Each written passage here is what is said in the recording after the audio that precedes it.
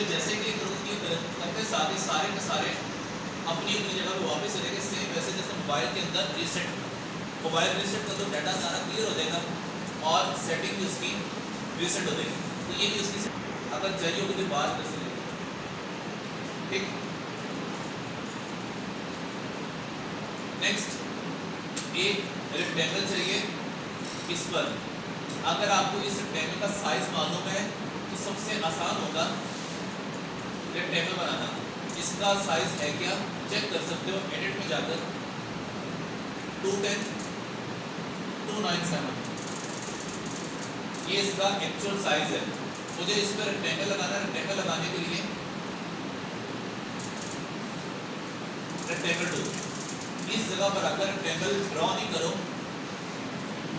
इसे ड्रॉ नहीं करो, सिंगल उस कोने पे क्लिक कर दो। क्लिक करते सारे विंडो खुली और इसको वो साइज दे दो जो उसका था 210 297। मैं जैसे ओके करूँगा तो रेक्टेंगल असेंट उसके साइज का है। ये विंडो खुलती कैसे बनाओगे बन जाएगा। सिंगल क्लिक करोगे तो बताना पड़ेगा किस साइज का। क्लिक करने से ये आएगा, ड्रैग करने से डायरेक्ट शेप आ जाएगा। तो अगर आपको इधर बॉक्स चाहिए 4x4 का, क्लिक करो, साइज है दो 4 डायरेक्ट रेक्टेंगल बन गया 4x4। मुझे इस जगह पर अगर एक रेक्टेंगल ड्रॉ इसके मुताबिक करना है तो लिखने की बजाय यूं भी कर सकते हैं। इसके साथ साथ इधर एक रेक्टेंगल यहाँ पर, इस रेक्टेंगल की कॉपी इधर कंट्रोल बी, ये था ना कुछ। उसके बाद इस जगह पर अगर आपको इससे पहले करवाया था यहाँ पर एक ऑप्शन जो अब नहीं है, यहाँ लिखा आ रहा था ट्रांसफॉर्म, जिससे आपने बनाया था इसकी लोगो जो लिखा था वो विंडो से कहाँ से आएगा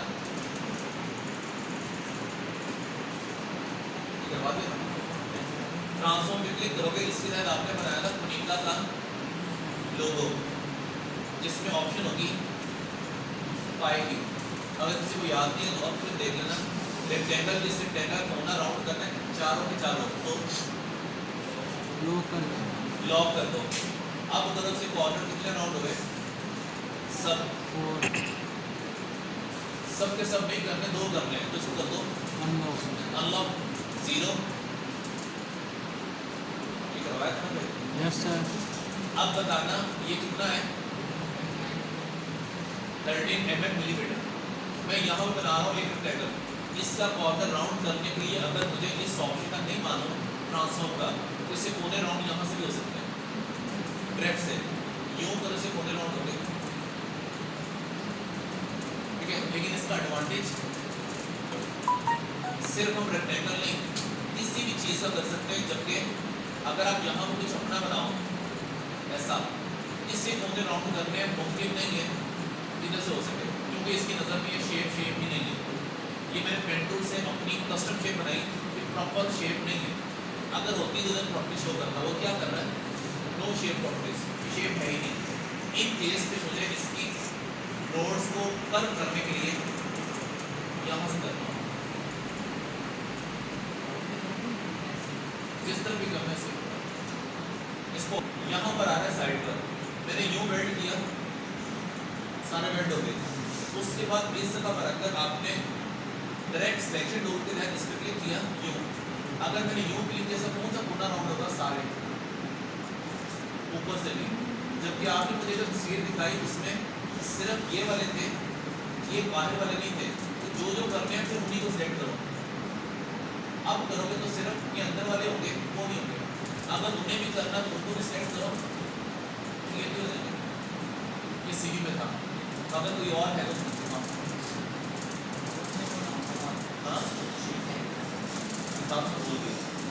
के अंदर अगर आपने कोई तस्वीर ओपन की,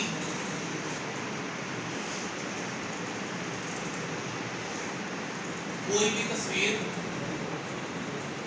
ओपन करने के बाद मुझे इसका आईबॉल सेलेक्ट करना है, एक नहीं दोनों। जैसे आप इस तस्वीर को ओपन करने के बाद आप इसका एक लेंस सेलेक्ट करोगे, सेलेक्ट तो मुझे काम करेगा बेल्ट वाला।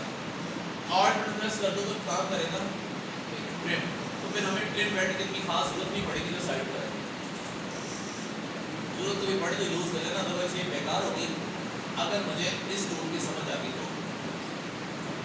ठीक है, इधर क्लिक करो,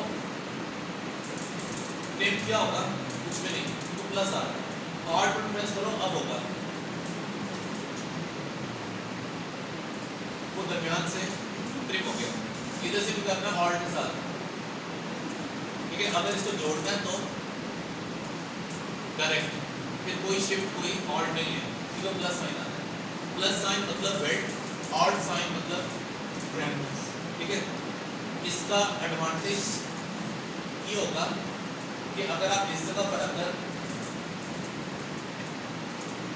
तरतीब से उसने यहाँ तक करवाए थे, ये हो गया इलस्ट्रेटर के अंदर मैजिक हो गया, अगर हो गया तो बोलना, अगर मैं यहाँ से डेस्कटॉप से कोई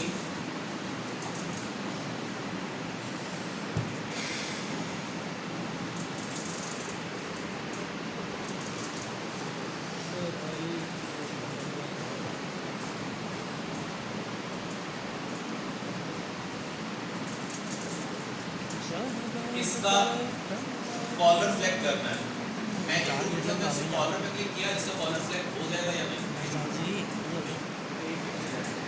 पिक्चर है क्योंकि ये इलस्ट्रेटर का मैजिक नहीं, उसका फोटोशॉप मैजिक नहीं।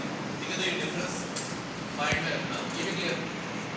लासो टूल क्या करता है, फ्री हैंड सिलेक्शन, मतलब कुछ नहीं है, सिलेक्शन करता है कि अगर आपके पास इस तरह से कुछ डिफरेंट शेप्स हैं, मुझे इनमें सेलेक्ट करना है, एक ये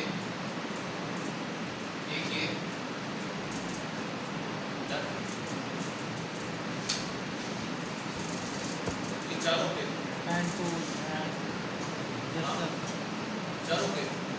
पेंटो लाइन आ गई, सीधी कैसे आएगी, शिफ्ट से, ब्रेक करनी है लाइन तो स्केल, नोड ऐड करनी तो इसकी शॉर्ट कीज भी आ रही है, प्लस से नोड ऐड होगी, नोड खत्म करनी है तो माइनस डिलीट, सीधी लाइन में कर्व लेकर आना तो एंकर पॉइंट टू भी, दूसरा ऊपर भी आ रहा है convert selected anchor point two smooth, इससे क्या होगा, कन्वर्ट कर्व, लाइन में कर्व आ गया, उस लाइन में कर्व नहीं करना तो convert selected anchor point two corner, curve खत्म के लिए और ये कर्व बनाने के लिए, इससे कर्व जाएगा, इससे कर्व आएगा।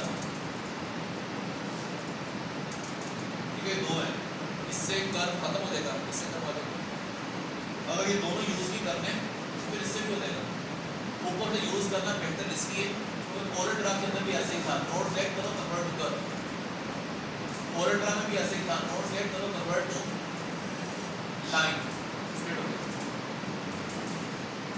सारे हो गए। उसके बाद इसके अंदर आगे है ये 4-5 है, इसमें जो कुछ भी दिख रहा है वो सारा का सारा आप मॉडिफाई करोगे एरो की के साथ। कीबोर्ड के ऊपर टोटल एरो की कितनी होगी, 4, मैंने यहाँ बनाया सबके लिए, यहाँ बनाया स्पाइरल टूल, इसके बीच में सेगमेंट बनते हैं, सेगमेंट कितने हैं, 2-3 है, कम करो एरो की से, ज़्यादा करो एरो की से, जब बन गया फिर एरो की यूज नहीं करनी, वरना मूव हो रहा है, जिस वक्त बना रहे हो तब करना, फिर देखना यहाँ बनाया कॉलर ग्रिड, अभी बना रहा हूँ, अभी बना नहीं है, तो डाउन एरो की से रिंग कम, अप एरो की से ज़्यादा, राइट एरो की से ज़्यादा, लेफ्ट एरो की से कम, लेकिन जिस वक्त बन गया अप ना डाउन, अप करूँगा तो ऊपर जा रहा है, डाउन करूँगा तो नीचे जा रहा है, जिस वक्त बना रहे हो बनाते टाइम एरो की यूज़ करनी है, इससे कोनिका का लोगो ना ईजी हो गया।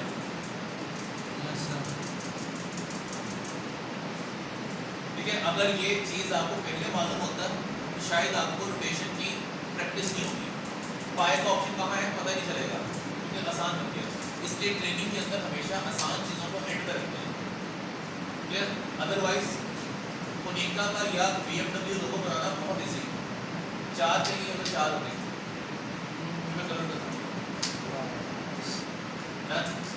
ये क्या लूडो बना के दिखाई थी, जिसमें आपने काफ़ी मेहनत से एक रेक्टेंगल को जोड़कर उसके बॉक्स पूरे किए यूँ, ठीक है, क्योंकि मुझे प्रैक्टिस करनी थी। अब मैंने इसको वाइंड अप करना और वीडियो एडिटिंग की तरफ जाना है, इसी वजह से मुझे अब इस टूल को पूरा करना है। अब प्रैक्टिस की जरूरत नहीं है।